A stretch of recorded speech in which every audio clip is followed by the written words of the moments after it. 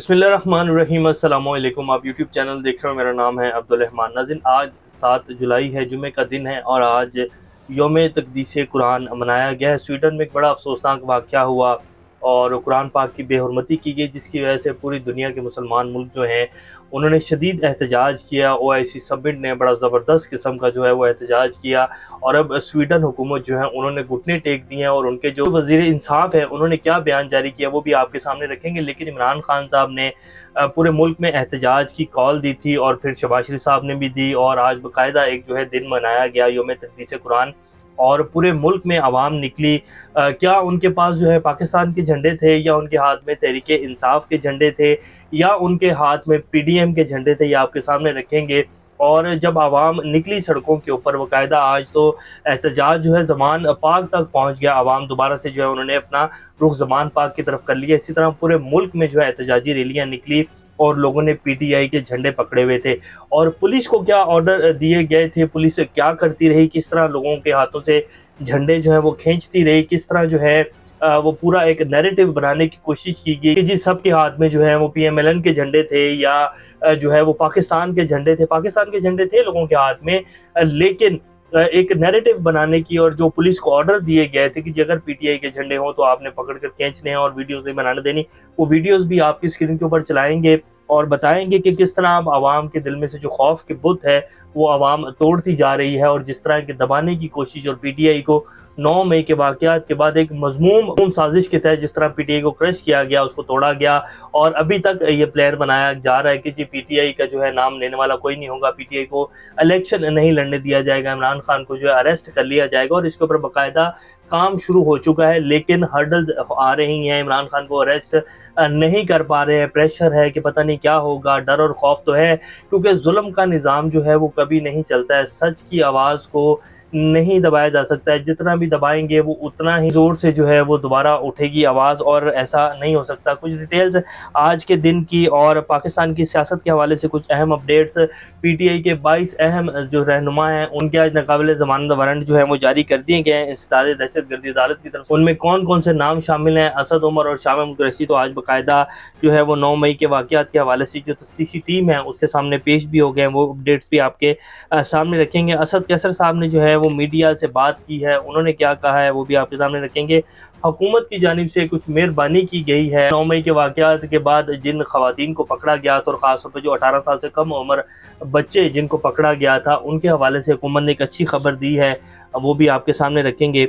इससे पहले अगर आप लोगों ने चैनल को सब्सक्राइब नहीं किया तो रेड बटन को प्रेस कर लें और बेल आइकॉन को भी प्रेस कर लें ताकि लेटेस्ट अपडेट्स आप लोगों को मिलती रहें और ये जो हमारा ताल्लुक़ है ऐसे ही जुड़ा रहे। सबसे पहले जी जो इनके स्वीडिश वज़ीर इंसाफ हैं उन्होंने जो है वो ख़बर दी है। उन्होंने कहा कि जी स्वीडिश हुकूमत ने कुरान पाक की बेहुरमती को गैर कानूनी करार देने के ऊपर गौर शुरू कर दिया है, यानी कि वो इसको गैर कानूनी करार दे देंगे क्योंकि पूरी दुनिया में जितने भी मुसलमान उन्होंने भरपूर एहतजाज किया और OIC समिट होने के बाद जिस तरह का मरासला और जिस तरह का एहतजाज रिकॉर्ड करवाया गया, यूनाइटेड नेशन में भी बाकायदा OIC की तरफ से कहा गया कि जी इस्लामोफोबिया के ऊपर जो है बाकायदा कानून बनाया जाए और ये हमारे वज़ीर-ए-आज़म शहबाज शरीफ साहब ने भी मुतालबा किया यूनाइटेड नेशन से कि जी इस्लामोफोबिया के ऊपर जो है वो कानून बनाया जाए। ये इस तरह नहीं हो सकता, ये हर 6-7 माह साल बाद जो है मुसलमानों के जज्बात को उभारा जाता है और उसके बाद फिर जो है पाकिस्तान जैसे मुल्क में तो आपने देखा होगा कि पिछले 2-3 साल में इमरान खान साहब के दौर में जो है वो यूरोप में जो है इस तरह की हरकतें की जाती थी, खाके-शाये किए जाते थे और उसके बाद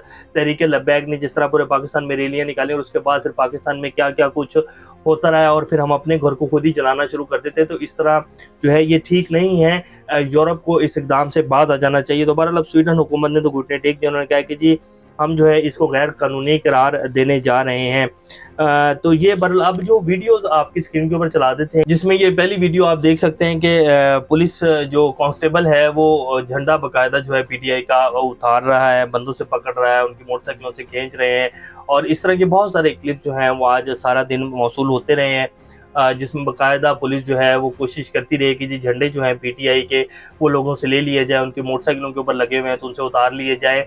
लेकिन लोगों ने भी जो है आगे से जो है वो रिटेलिएट नहीं किया, अगर उनसे मांग रहे थे तो वो पुलिस वालों को देते जा रहे थे। तो मेरा जहाँ तक ख्याल है कि आवाम अब समझ चुकी है कि पीटीआई को किस तरह एक साजिश के तहत जो है क्रश किया गया है, किस तरह जो है अवाम को बेवकूफ़ बनाकर उसका फ़ायदा उठाया गया है। और ये बेसिकली ये निज़ाम और ये जो एलीट ऊपर बैठी है, जो इस पूरे मुल्क के निज़ाम को, पूरे मुल्क की जो रिसोर्सेज हैं उनके ऊपर काबिज होकर बैठी हुई है, ये चाहती क्या है और इनकी कोशिशें क्या हैं और ये किस तरह जो है अवाम को बेवकूफ़ बना रहे हैं और किस तरह जो है फ़ायदा उठाते हैं। जैसे कि 9 मई के वाक़यात का फ़ायदा उठाया गया, तो अवाम ने भी आज बिल्कुल भी कोई रेजिस्टेंस आगे से पेश नहीं की। उन्होंने पुरअमन एहतजाज किया और जिस तरह एहतजाज करने का हक था, पूरे मुल्क में जो है अवाम निकली इमरान खान की आवाज़ के ऊपर। और पीएमएलएन के भी वर्कर्स कहीं कहीं निकले हुए थे, लेकिन वो बहुत ज़्यादा कम तादाद में थे और ना होने के बराबर थे। लेकिन पीटीआई के झंडे जो है आज पूरे मुल्क में दोबारा एक दफ़ा लहराए हैं और इमरान खान की आवाज़ के ऊपर दोबारा जो है अवाम अब निकल आई है। और बाकायदा आज ज़मान पार्क की तरफ भी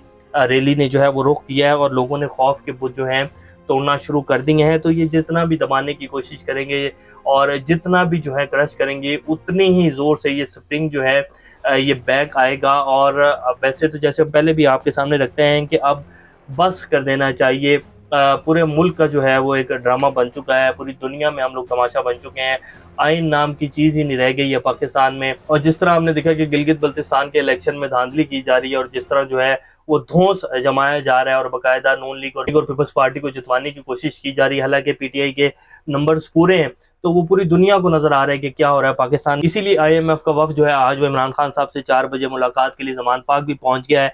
और उनका कहना था कि जी हम तमाम जो पाकिस्तान की बड़ी सियासी जमातें हैं उनके नुमाइंदों से मुलाकात करेंगे और इमरान खान साहब से भी ज़मान पार्क में जाकर मुलाकात करेंगे, क्योंकि आगे जो आने वाला वक्त है उसमें हमें कुछ गारंटीज चाहिए कि किसकी जिसकी भी हुकूमत आएगी वो आगे किस तरह पाकिस्तान को लेकर चलेगा। तो इमरान खान साहब से आज वो स्पेशल मिलने पहुंचे हैं। बाकी जमातों के साथ उनका पहले ही ऑलरेडी राब्ता है, क्योंकि उन्हें पता है कि तमाम जमातें जो है उन्होंने मिलकर हुकूमत बनाई हुई है। तो आज बाकायदा वो इमरान खान साहब से मिलने के लिए ज़मान पार्क पहुंचे हैं। और इनकी तरफ से भी कोशिश की गई एज 4 बजे के टाइम में जो तफ्तीशी टीम थी 9 मई के वाक़यात के हवाले से, उन्होंने कहा कि जी हम इमरान खान के पास जो है ज़मान पार्क जाना चाहते हैं।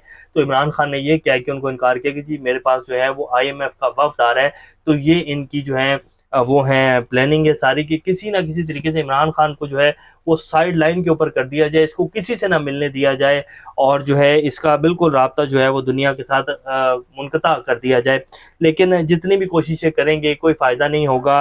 पूरी दुनिया को पता है कि पाकिस्तान की आवाम जो है वो किसके साथ खड़ी है। पाकिस्तान में अगर फ्री एंड फेयर इलेक्शन होंगे, जिसका पूरी दुनिया मुतालबा कर रही है, आईएमएफ हो, जितने भी हमारे दोस्त ममालिक हैं, जितने भी बड़े बड़े अदारे हैं, वो यही कह रहे हैं कि पाकिस्तान में फ्री एंड फेयर इलेक्शन करवाएं ताकि पाकिस्तान जो है वो स्टेबल हो। जिस तरह की कोशिशें इस टाइम की जा रही हैं, ऐसे पाकिस्तान जो है ना तो वो उसमें सियासी इस्तेहकाम आएगा, ना उसमें माशी इस्तेहकाम जो है वो आएगा। अब पीटीआई के जो रहनुमा है जी, उनके नाकाबिले ज़मानत वारंट जो है वो जारी कर दिए गए हैं। अब मैं नाम बता देता हूँ उनमें से कौन कौन से नाम है। हमाद अजहर, जमशेद इकबाल चीमा, मुसर्रत चीमा, मियाँ असलम इकबाल, हसान न्याजी, ज़ुबैर न्याजी, फ़ारूक हबीब, शाह महमूद कुरैशी, अलमीन गंडापुर, आज़म सवाती, अंदलीब अब्बास, करामत खोखर, उज़मा बीबी, हलीमा बीबी, इन सब के नाम जो है वो शामिल हैं। और फवाद चौधरी साहब का भी नाम शामिल है। ये एतराज़ ना उठाया जाए मीडिया के ऊपर कि जी देखें जी उन सब लोगों के नाम साइड पे कर दिए हैं जिन्होंने इस्तेकाम पाकिस्तान पार्टी में जो है शमूलियत इख्तियार की है। तो फवाद चौधरी साहब का नाम सिर्फ इसलिए डाला गया है, बाकी तमाम जितने भी नाम हैं आप देख लें, ना तो मुराद रास और जितने भी लोगों ने अभी तक पीटीआई को छोड़ने का ऐलान किया है, किसी का नाम नहीं डाला। सिर्फ उन्हीं लोगों के नाम डाले हैं जो सिर्फ रूपोश हुए में हैं, जो छुपे हुए हैं, जो पेश नहीं हो रहे हैं, तो उन लोगों के जो है वारंट जारी कर दिए हैं। और आज बाकायदा शाह महमूद कुरैशी साहब और असद उमर साहब तो पेश हो गए, उनसे वो सवालात किए गए हैं।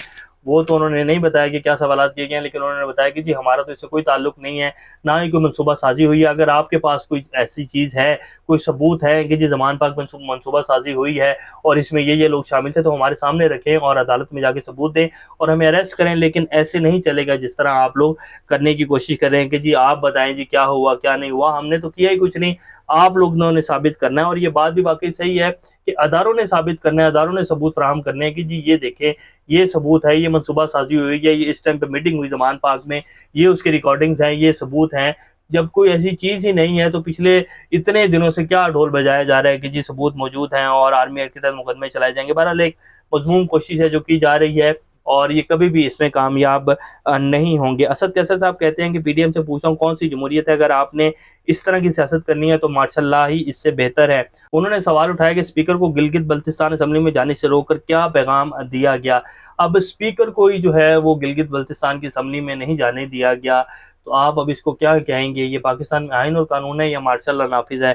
आम आदमी की ज़िंदगी जीरन हो गई है, हुक्मरान दुबई में बैठकर फैसले करते हैं, दुनिया में हमारा तमाशा बना हुआ है, मुल्क में आइन है ही नहीं, इस मुल्क में कौन सा कानून है? ये वही बात है जो हम पिछले कई दिनों से कर रहे हैं कि जी आइन और कानून सिर्फ अदालत के अहाते के अंदर तक है, बाहर तो डंडे का कानून जो है वो नाफिज है। और वो आप सब लोगों के सामने है कि पहले कराची के मेयर के इलेक्शन में जिस तरह धांधली की गई, हाफिज नईमुर रहमान साहब जो हैं वो शोर डाले जा रहे हैं, बेचारे उनके पास नंबर भी पूरे हैं, लेकिन जिसको जिताना था उसको जितवाया गया। अब इसी तरह जो है गिलगित बल्तिस्तान के इलेक्शन में किया जा रहा है, और यही जो है आगे भी करने की कोशिश है जनरल इलेक्शन में, लेकिन जनरल इलेक्शन में ऐसा नहीं हो पाएगा।